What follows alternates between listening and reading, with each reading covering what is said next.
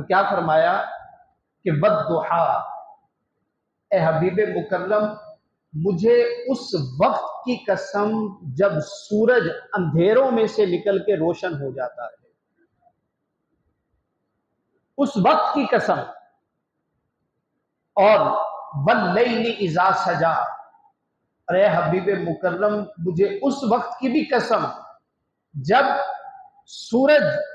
اپنی روشنی ختم کرتا ہے اور رات غالب آ جاتی ہے، اس وقت کی بھی قسم۔ اور عاشقوں نے اس کا ترجمہ کچھ اور بھی کیا ہے کہ اے حبیب مکرم علیہ الصلوۃ والتسلیم، جس طرح سورج کی اپنی ایک چمک ہے،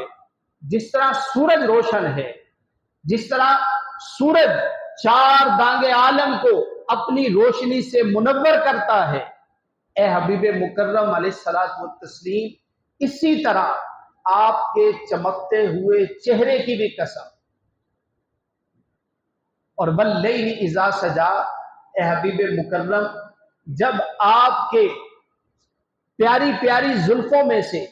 آپ کا چہرہ انور باہر نکل کے آئے، اس وقت کی بھی قسم۔ عاشقوں کا اپنا ایک انداز ہوتا ہے،